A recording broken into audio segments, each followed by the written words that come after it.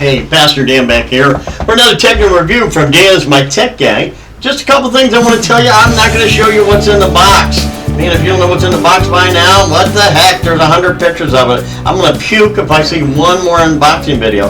What I want to show you is what it looks like when it flies from the camera angle, and I'll show you me crashing it from this angle. There is a learning curve. If you don't know how to fly one, this inexpensive one is the one to try it on, and it can take a beating. I've crashed it from as high as it'll go, and so far I haven't broken anything. Short flight time, about 8 minutes per battery, so 16 minutes out there if you don't have some extra batteries. But it is really, really cool. It's got a pretty great picture. It gets up, I don't know, I'd say about 30-40 feet before you start having some difficulty controlling it. For me, mostly because I don't see that well. It's very responsive. The first day I could barely get it to move because I didn't know how to fly it.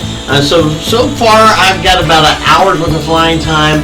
So there's a long learning curve, as you can see, a lot of crashes in here. But hey, after a while, it's just like driving a car. You're going to learn how to do it. I've been doing it in front of my house and out I started in a great big field, and that was a bad thing because I got a little overconfident, and that thing will take off on you. And when it lands in a little bit of grass, this thing is very small. It took me about 45 minutes to find it. I wasn't going to leave my $80 thing, so I kept walking until I found it. So I guess you get some exercise. It is really, really cool, nice little thing. It's a Snaptain a15h, as you know. Couple pro tips when you're trying to connect this to the app.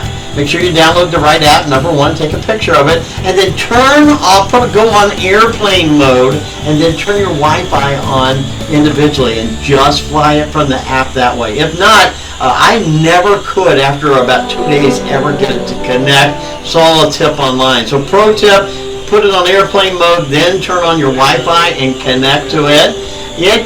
Make sure that you know where the landing button is, because when it gets crazy, it's going the wrong direction, just hit the landing button. That's a super pro tip. It's going to save you from losing this thing up in the cloud somewhere. Speaking of up in the clouds, this is a manual adjustment on the video. So you're going to want to make sure you have it pointing the right direction, and if you don't want the sun behind you. You'll have this right here. If you have the sun behind you, you're going to get blacked out if whatever your picture is. So you have to be careful. Remember, you don't have a straight shot. It's not on a XY axis thing. It's pointed the way the drone's pointed. So when you're flying forward, it's pointing more down. When you're flying backwards, it's pointing more up. So tons of things to learn.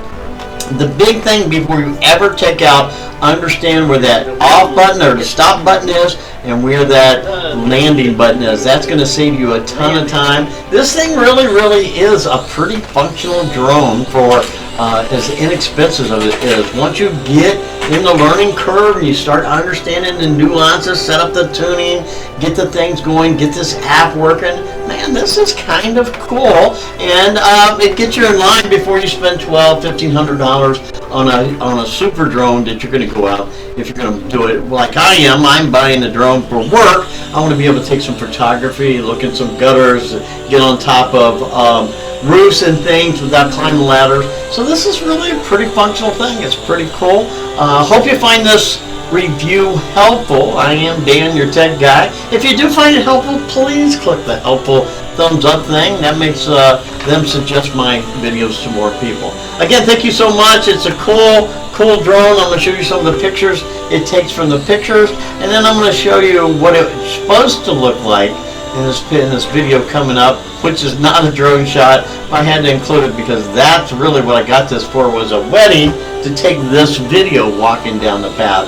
I couldn't get it to do that yet. I was too new in that, so I had to wind up using a little gimbal. But in any case, man, a ton of cool things. I think you'll like it. It's worth it as a brand new entry zone drone to learn on. You're going to have a good time. Hey, have a great day. Don't forget to hit that helpful button.